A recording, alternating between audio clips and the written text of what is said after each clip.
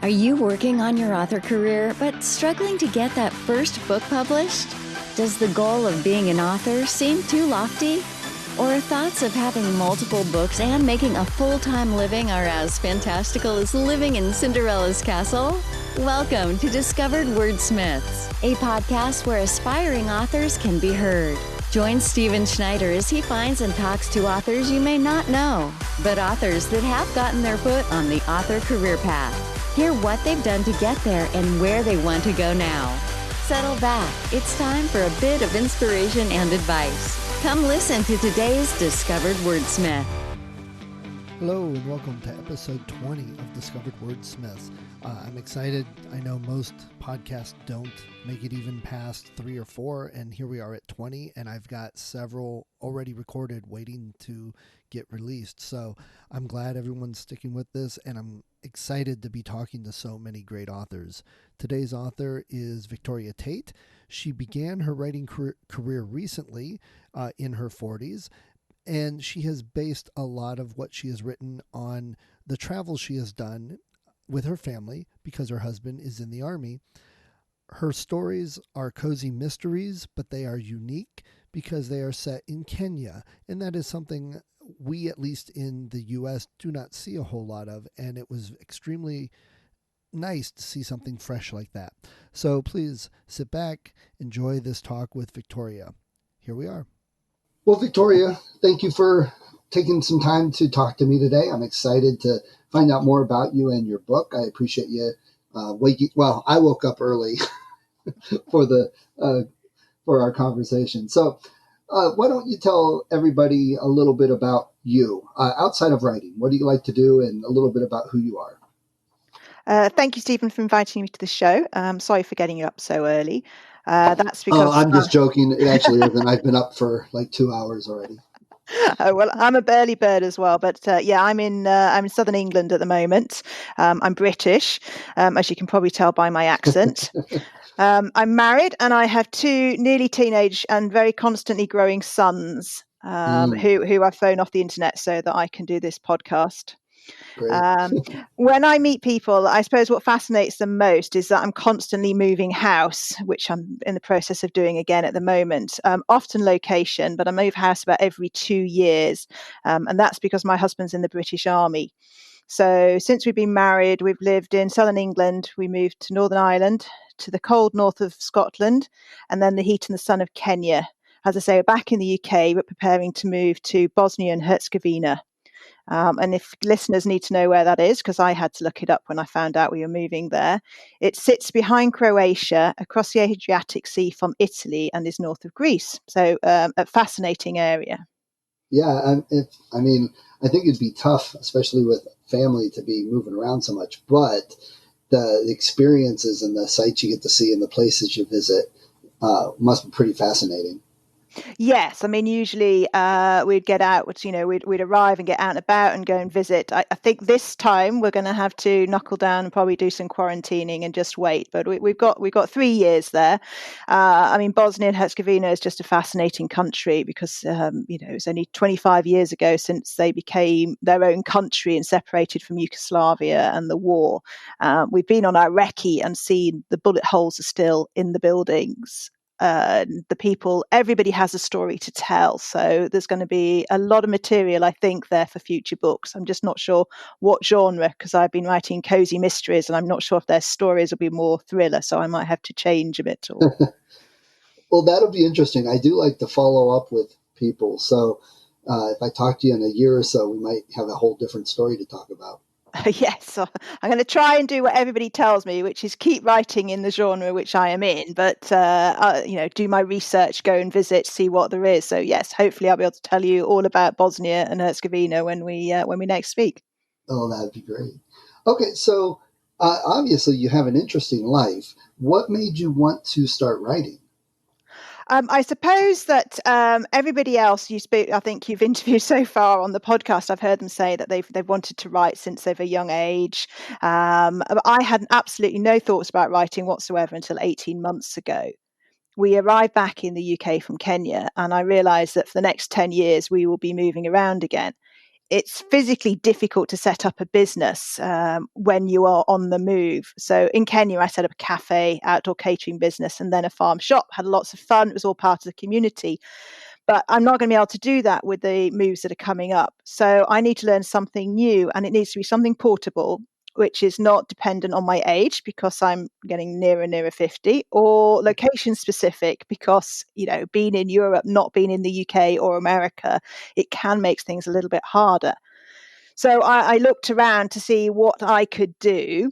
I want to be independent and have a financially viable business by the time I'm 55. My husband and I are both 47. He has to retire from the army at 55. He'd probably get another job, but I need to be say that I can stand on my own 2 feet at that stage. So I was looking around for something to do, and I discovered Joanna Penn's podcast, which is packed full of information from authors. Yes. I think you've referred to it on your show before. Yes. Yeah. So that was great. And I started by listening to Joanna's guests. I then listened to their podcast or got their books. And from that, I learned and researched, what genre I wanted to do and what I needed to put in that book. So although people talk about writing to market, I wouldn't say that I am anything like knowing how to write to market, but I just know, right, I want to write a mystery. What does a mystery have to have in it? And then I set about writing. Joanna's podcast is great. And I love that you looked at writing as something you could do regardless of where you're at in the world or in life. One of the other things I'm working on doing is I want to speak to parents, teachers, adults, families on what to do to raise your kids now, like middle school age, so they're ready for the work world as an adult. And you pretty much nailed it right there on the head. Writing, no matter where you are, you can do.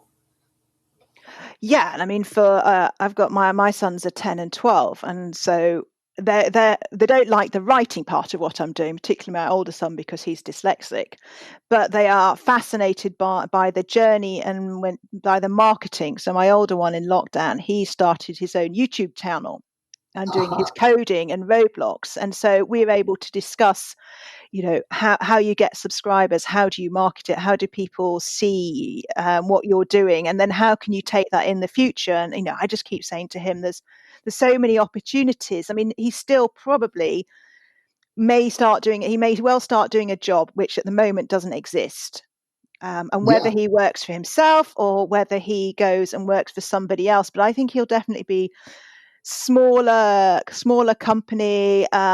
He will want more of a flexible life, I think, not what we were grown up with, is you must go into a career and this is what you must do. Strive for that gold watch. Yes, exactly. And I did, but I wasn't in the mainstream for very long. I was actually in doing development construction, which wasn't a female dominated industry. It's probably one reason I chose it. And then when I got married, then I had to look for something else. So I've done, the independent selling from home, and then, as I say, the cafe. I mean, I'm not a great cook, but I saw that people needed ready meals and things like that. So that I did that when I was in Kenya just to do it. So I understand that you have to pivot and evolve and change and learn something new. And I think the young of today, that'll be even more important to them. I absolutely agree. That pretty much nails it. So you've mentioned all these places you've been, and I was completely fascinated by your book. So tell us a little bit about your book, what it's called, what it's about. It's called Fowl Murder. It was published in July, and it's my first book and the first in a series in the Kenya Kanga Mysteries. It's a cozy mystery, but it's probably more traditional than cozy cozies. There are animals and there are cats and dogs, but I've kept it. People said it's a little bit like the number one ladies detective agency, which is very nice because that's sold a lot of books over the time. But I would say it's a little bit more forthright, both in its pace and also the issues, because it does tackle corruption and poverty and poaching and poaching. I've just put my second book on pre-order as well, and that very much is around poaching and saving elephants. So so I based the experience of the book on my experience in Kenya, the amazing people that I met, and the customs that they have. I suppose most people don't get the chance to actually visit Africa, and even those that do, they tend to see the tourist lodges and not the real heart of the country. And that's to me, I've always liked experiences and gaining experiences and having things to talk about. But man, I can't imagine being over in someplace like Africa. I've never been out of the States except a little bit to Canada. So I obviously you chose where you were and what you know in that area to write the book. But and I'm not trying to sound weird about it, but you're a middle-aged white woman from England living in Africa and writing a cozy mystery about some people in Africa. That totally sounds like it blows the genre out of the water. I suppose so. And I know there's been some criticism again about Alexander McCall Smith because he wrote about a black woman in Africa, and people said, well, what do you know about that? But when you're growing up there, when you live side by side with the people, it just becomes natural. You joke around, you have the fun. What amazes me about the Africans is their values are so much different, and then that becomes across everybody who lives there. We all change our values. That a sense of family and a community are very, very important. There isn't a social service, so if somebody needs an operation, then the whole family will gather around and they'll have a party or something to raise money, and we'll all help out in some way by cooking something or doing something towards that. They don't worry about many of the issues that we get really wrapped up about because they're just busy living and surviving. And I think what living in Kenya taught me to do is appreciate the smaller, often overlooked things in life, and to say to the Western world, just sometimes just slow down. There are other things out there. There are more important things out there, and we think we're very civilized, but I think sometimes we miss the heart of life. I wouldn't disagree with that. I know some of the things I've done that have been over, more than just like a weekend. They've been a couple weeks, couple months, and I get a whole different mindset. And then when I come back to quote unquote the real world here in Ohio, I am almost like, yeah, why would you want to go sit in a movie theater and watch a movie? You could go do this. And why would you, not get up early and enjoy the morning? It's a totally different mindset when you get a different culture like that. Yes, and so that's what I'm trying to portray. Although, of course, once you come back into back in the UK, you do slip back into the other things like Wi-Fi, which works, and Right. the fact that the electricity isn't going to suddenly knock out, and you won't get it back until the following morning. Or have you collected enough rain in the water butts that it's going to carry you through until the dry season? Right. So I don't particularly read cozy mysteries, but I think of Jessica Fletcher, Murder, She Wrote. And I think that's the kind of feeling most of them have. Like you mentioned, the cats, the dogs, the animals, there's a lot with cooking. You always have the cottage on the cover or the, cozy looking home on the cover. Yours isn't like that. Yours is, looks completely different. So why did you choose a cozy type mystery, which it does sound like you have some thriller elements in there too? I think it's probably it's cozy in that it's set in a small town and it involves a community and a group of people who grow and develop. I think they're going to grow and develop anyway as the series progresses. I didn't feel, as a completely new writer, I wanted something which I'm not going to say simple, but I wanted to keep it clean and clear and precise. So I didn't want to have some of the explicit scenes about, police procedure, which I don't really know about, or forensics, or the blood and the gore and describing all of that. I thought it was much easier because that's done generally off scene. So you don't have to describe so much of that, and just keep everything, as I say, simpler to start with. I would say it's more in the traditional vein. People said, the Agatha Christie type story with the twist at the end, and that's maybe more what I've tried to do. I think cozy is. There are people who do write a huge variety of cozies. I mean, paranormal is a massive subgenre Right. at the moment, and yes, there are, as you said, the real cozy is set in a very small town with the cats and such. But then there are people who are tackling all sorts of other issues. I've just read a book with set in Italy. With a couple of, again, it's a couple of more elderly ladies, a little bit like mine, my protagonist, who know life and so are able to share that and share their experiences. So writing all of this, what did you learn? I mean, it sounds like you decided you wanted to write, but you don't have formal training or schooling or anything. What are the things you've learned doing this book, and what might you do different if you went back? I suppose I've learned everything right from the very start, and it's it's a whole new business. It's a whole new thinking. With starting with Joanna Penn, I suppose that I immediately thought, I'm going to do this myself. I'm quite a control freak. I like to be organized. So I wasn't fazed by that part of it and about the business side of it, because I have, run smallish businesses before. So I decided, I was going to go self-publishing. And also, I didn't want to wait around for ages. If I've got a piece of work, I want to get it out there. I don't want to wait for somebody else to tell me that they might produce it and it might be published in another 18 months' time. So that was very easy, that this is the route that I'm going to take. So now, as I said, I researched the genre. What do I need to do? I found James Scott Bell and listened to... He's got a course on the creative, I can't remember the exact name of the website, but the Great Courses. That was it, the Great Courses, which I got through Audible, and went through all of that. And I now have a signposting method. So I thought I'd be a real plotter. And it absolutely amazed me that when you start writing, your characters start to do things that you don't necessarily want them to do. Right. Everybody says this happens, but I didn't know until I started writing. So I use the signpost method of writing, in that I say, right, where do I want to get to in the end of, say, the 50%, the middle ground? So are we on a high or are we on a low?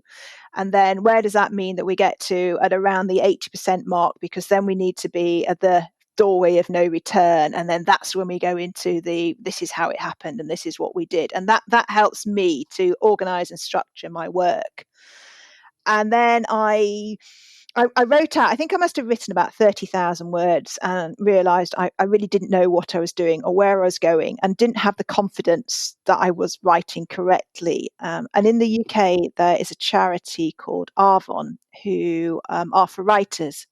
And they put on courses, and they have 3 residential places. Obviously, at the moment, they can't open them.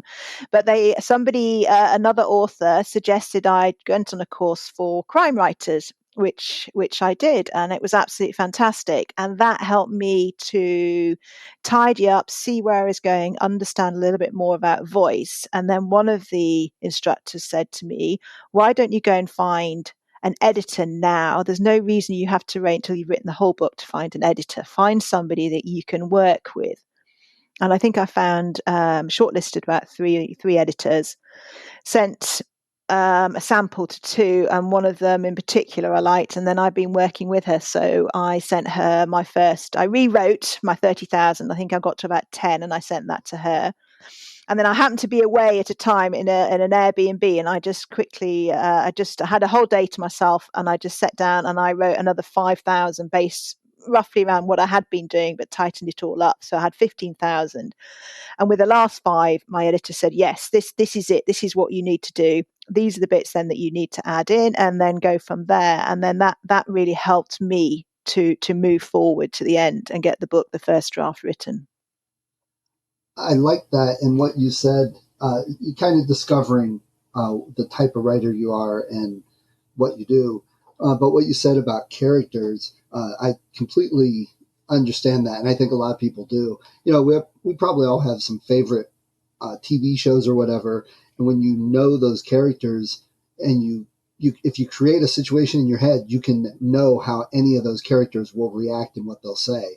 And I think when you know the characters in your own books that well, they do sometimes take on a life of their own. It's almost as if, and I always say, it's like it's a whole nother world dimension, and I'm just peeping into it to see what they're doing and writing it down. So I might think they're going to do this when I'm starting to write, but then when I actually look into their world, they're doing something completely different, because it's like they're a real life character in their own thing. And I think the best stories, the authors can capture that very well. So I think that you kind of also discovered that same thing. I think that's pretty great. Yeah, and it's and I think that's when they say as well, that the muse, this great force that is out there. Right. But actually, if you do sit down every day, and it started with 500 words a day, and it's probably not a huge amount more now. It's probably I get probably an average of 1,500 when I'm not COVID homeschooling or doing or moving house. But I think that's really important, because it is a sitting down every day. And I you said you're an early bird. I found I was getting up, especially at the start of the pandemic when everyone was at home, at 5 o'clock to get my writing done, so I could get 2 hours of writing done before everybody else got up. And that was really important. And just that every day sitting down doing that, and then that helps the story develop. And if I have a problem, I go to bed at night, and what does Stephen King call them, the boys in the basement, right? And I let them think about it, or I go out for a walk or a run, and then find that things start to slip into place, and I tease a story, and it gets there. But it's amazed me, because I still don't consider myself a creative person. I can't really draw very well, and I certainly can't play music. But I'm more of an organisational person, which, as I say, this is why I sort of went with a genre which I thought I could put into place and work things out a little bit more. But it has amazed me about the creative elements, as you say, which develop. And it's just important for me to, when I'm in that situation and looking into the characters, as you put it, to really look around and say, well, what can I see? What can I smell? What can I feel? And what I'm really trying to learn for the next books I'm writing is how can I describe my characters without saying said all the time, Right. And develop so people start to know the individual characters just from the way that they speak. And that's something I would and act and react to others. And that's something I would really like to develop. Oh, that's pretty fascinating that you bring that up, because there's another podcast, another author I like a lot, Jay Thorne. He does the career author. Oh, you know Jay? Yes. Is it Writers Inc. that he does with J.D. Barker? That's right. Yes. So I listened to that. I haven't listened to the first one you mentioned, though. The career author, he does that with Zach Bohannon, and it's focused more on. And you probably would find it very fascinating to listen to. They focus more on a lot of what it takes to be a career author, to be a professional author. But they're great guys. But lately, he's been talking a lot about working. Oh, you probably heard it, working with JD and going through a book and writing only dialogue, nothing else. Yes, that's right. And then they're trying to go and write it as a film script, aren't they? So that you really to really develop that. Yes, it is. It's a fascinating way of looking at it. Yes, and I just read a short story by somebody I'm in a mastermind group with, and he did it that way. He wrote the whole story with only dialogue, no other description, no exposition, nothing. And it was just really interesting to read. It was really good. Sometimes I think, and this is no slam against anybody doing this, it comes across to me as like an old-time radio show. I can picture sound effects and things like that, you know. So Victoria, you're growing up or now, you write cozy mysteries. Do you have any favorite books, whether they're cozy mysteries or not? I think I started off like many people did in my teenage years, finding Agatha Christie, who it could be classified as traditional, it could be classified as cozy, but I think what it was the basis where probably most cozy and traditional mystery writers come from. So I started with her, and then MC Beaton. She's written the Agatha Raisin series, which I've actually listened to on audio because it's Penelope Keith, and it's just absolutely hilarious. And you really get involved in these characters, don't you? At the moment, it seems to be that everywhere I look, I find Anthony Horowitz. The boys have been watching the new Alex Rider series. I've been reading The Word is Murder, and then I've been trying to catch up whilst back in the UK with old episodes of Foyle's War and Poirot and Midsummer Murders, and they're all Anthony Horowitz, and that's I'm finding that really interesting. And so I have listened to a few things he's talked at, because he's probably traditional and just on the edge of cozy. One of my Facebook groups I'm with, they have read it and they have reviewed it and said this isn't traditionally cozy, and I think that's maybe where I'm heading with my books. And as you say, it means it is slightly more difficult on the marketing, because you can't just put a cat on the front. You have to think of something else. But if you look on Amazon and in the categories, you will see some very well branded books. So Joanna Flute does the ones with the recipes and the food, and so she just has a piece of cake or something on the front of her books, and lovely colors, and you just know that's who she is. So it's all about branding the series, and I think that's what I'm trying to do. In fact, there's another one which is fabulous, and it's got this goat that's looking out at you, and that's what the book cover is. And once you do have to then go out and find your audience, but I think then once you can find your audience, and if you can gather them up to be your tribe, then you know you've got them, and you keep your brand and you work through it that way. And being all over the world traveling, have you found any bookstores that have been just superb? I'm particularly interested if there's anything you've run into that we just wouldn't find something like that here in the States.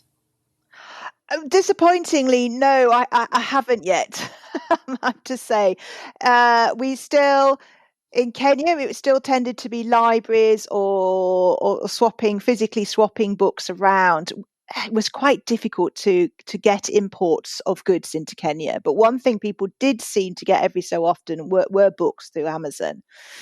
So, but what people had, they would then share with their friends. That was the type of community that it was, and then a lot of people obviously were reading ebooks. I'm not far from Oxford, so there are some great shops there for books. But you know, there's what you expect to find in a British city. Well, yeah, you're not far for very long. Yes, that'll be a memory soon. Mm-hmm. Okay, so when you're writing, what software do you like to use? I write in Scrivener because I found it can be well organized, and I can develop my characters in it. So actually recently, when I know this month I should be writing my third book, but it's just not happening with all the moving and such. But I have been into Scrivener and set it up. So I'm developing my characters and saying, what have my characters learned from the last book? So, and what traits and tropes are they developing now? So I write in Scrivener, but I convert that to Word for my editors. Who I've got a developmental editor, and then I've actually also got a copy editor, because my grammar and how to use a comma. I mean, I just have no idea how to use a comma. Unfortunately, I was schooled in the 80s in the UK when they decided grammar was just not necessary to teach us. Fun.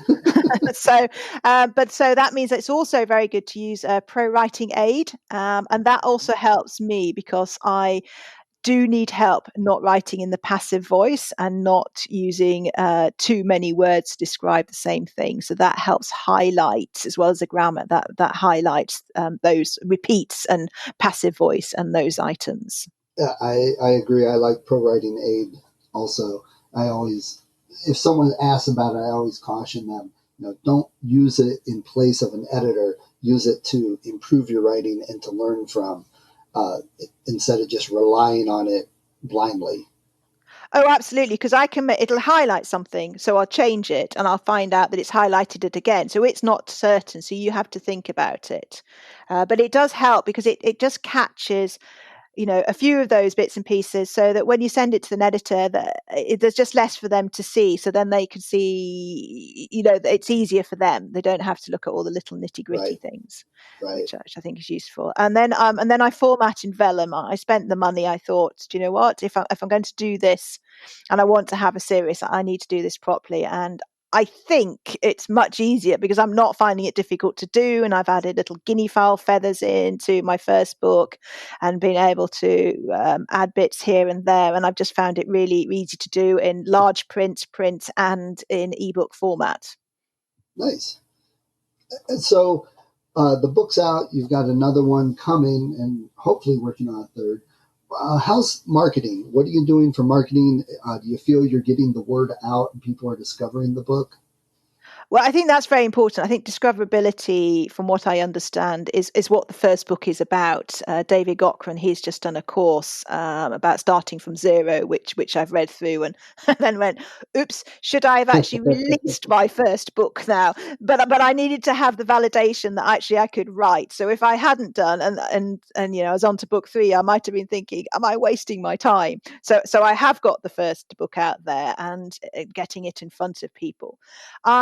Once I did my writing, and then I thought, right, I've done my first draft. I've got it off to the editor, development editor. Now let's have a look at marketing. I didn't think about it too much while I was trying to finish my first book, but I was very lucky because it happened to coincide with Mark Dawson, his 101 course release. So that was the first course that I really did. Okay. So through all of this, before we get going here with the rest of our day, what would you give as some advice for new authors? What would you tell someone that's new that says, "Oh, I just, I'm getting started. I don't know much." What's your advice?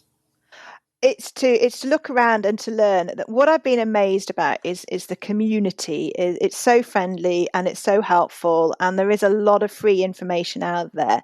And you can approach people, email people, and say, "I've got this issue. What do you think?" All I would say is that if they give you advice, take that advice and act on it. You can always go back and say, "It didn't really work for me. What do you think?" But if you go back and ask the same question and they said, "Well, did you do what I suggested?" and you say no, they're not going to help you again. So certainly ask advice, act on it, work out then what works for you. And the other thing is, save up. It's not cheap. And we haven't talked much about the marketing, but I think that does get more and more expensive if you want to do your ads, and then if you just want to make sure. I can't do the covers myself because they're illustrated covers, and there's no way. So you've got to pay for covers. You've got to pay for the editor, the software, the setup cost. So to have some money saved up, I think, is really important to keep you going through, because you're unlikely to earn money with your first book. And I'm now accepting I'm probably unlikely to do much more than break even with my second book, and then it's when you third, fourth, or fifth that you can really take this forward. I mean, that's me guessing what I've been told, but those are my thoughts on it. Great. Well, that's appreciated. So tell us where we can find you online and the name of your book and wherever we can find that. So my website is victoriatate.com, and the Tate is Tait. The book is Fowl Murder, and it's available on all online bookstores. I actually have a free novella, and that's what I did as part of my marketing. It's called Grevy Danger. It's available on my website for those who sign up to my email list. Well, great. Well, Victoria, it was wonderful to talk to you. I appreciate you taking some time out today. Oh, well, thank you, Stephen. It's great to be on the show. It's exciting and nervous. Well, good. Yeah, I think it's interesting. I didn't think about this when I wanted to focus the podcast on new authors, that this could very well be the first podcast many of them have been on. And there's some nervousness to go with it. So in a way, I feel it's a badge of honor, to help people get past that first podcast. So when they do start getting bigger, they are much more comfortable, sound very professional for other podcasts. So I think that was let's hope good. so. Yeah, I would hope. I mean, it is, and it's really difficult because we haven't been out. So I was planning to attend the London Book Fair, and I thought that's it. I've written my book. I can now go out. I can go and meet other authors and say I've written a book, and we know it will be released in the summer. And so all of a sudden, I haven't been able to do that. And I'm sure there are other authors who are the same. There's also probably authors who are new into the space because they've had some extra time. So everybody, it's an exciting time. for all of us, and we'll just we'll have to see where the industry and the business is going to go. And that's the great thing about writing and doing it independently. You can change and flex and go with what works and try new things. I think it's very freeing to do something like that, especially if you're moving between countries every couple of years. Absolutely, yeah, and new people, and you don't get the chance to get out and see a local author community. Yes, right. Well, great. Well, Victoria, I appreciate it, and I hope you have a great day, and I wish you luck on the book. Thank you very much. Thank you for having me on the show. Goodbye. Thank you for listening to Discovered Wordsmiths. Come back next week and listen to another author discuss the road they've traveled, and maybe, sometime in the near future, it might be you.